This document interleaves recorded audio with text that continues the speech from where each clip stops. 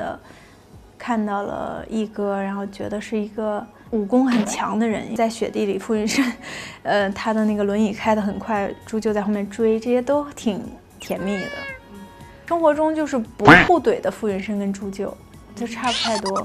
我是觉得女生应该很难抗拒一个爱撒娇的男朋友吧。优酷的网友们，大家好，我是张雨绮，在《南风知我意》里饰演朱舅。朱舅，请回答。用朱舅的身份来回答，一口气说出朱舅的优点：正直、勇敢、善良、活泼、可爱、天真、治愈、坚强、勇猛。一口气说出傅云深的优点：嘴硬心软、骄傲、细心、体贴、有担当。是什么给了朱舅坚持这段感情的信心？傅云深的爱。如果用一首词来形容傅云深追朱舅的过程，你会选择口是心非。张雨绮，请回答。朱舅这个人物的成长线是怎样的？朱舅前期是在战争中经历了父母的双亡，非常的痛苦，然后就去了奶奶那儿，奶奶照顾他。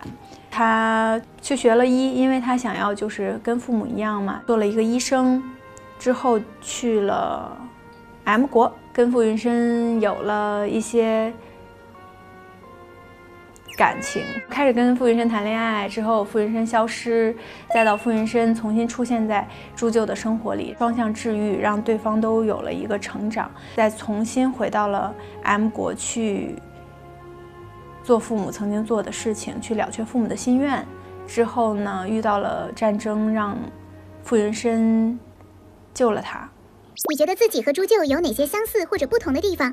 我没有他勇敢，不同就是我没有他勇敢，可能也没有他执着。我觉得他可能在爱情上更多的是执着这个词，他对待感情非常的忠诚专一。但是这个是跟我有相似的地方，我们都是一个对待爱情很认真的一个人。你生活中会怕黑吗？不怕黑。你生活中有什么怕的事物吗？怕尴尬。因为要演一个医生，有没有做这方面的准备和学习？学习是有学，然后背那些药品名啊，然后背一些专业名词的时候是花了一些时间和功夫的。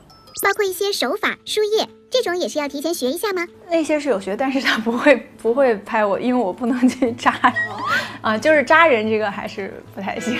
但是怎么扎、怎么粘呀，然后包括做一些基础的，这些都是会的。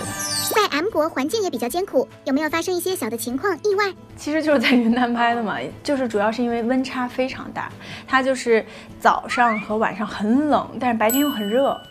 你觉得最甜蜜的一场戏是哪一场？最甜蜜的戏啊，朱舅腿受伤了以后，傅云深背着他走在那个草地上，走在山地上。后面谈恋爱的时候，有没有哪些场景是觉得还挺甜蜜的？谈恋爱的时候过新年吧，就是拿仙女棒许愿呀，蹦蹦跳跳呀，然后包括在雪地里，傅云深，他的那个轮椅开得很快，朱舅在后面追，这些都挺甜蜜的。你对程毅的初印象和现印象是？初印象不太熟，那个时候因为还是他跟我的对手戏不太多，所以就是远远的看到了一哥，然后觉得是一个武功很强的人，因为当时我记得好像是在拍打戏还是什么，然后就觉得这个人好厉害。现在印象是他很敬业、很认真，也很可爱，有很多很有趣的，然后很幽默的地方。剧里面前期两个人可能是互怼，生活中会是什么样的一种状态？生活中就是不互怼的傅云深跟朱舅就差不太多。戏里有不少云深追妻、撒娇哄人的恋爱秘诀，如果放在现实中，哪些手段比较实用？云深的所有手段都实用。我是觉得女生应该很难抗拒一个爱撒娇的男朋友吧。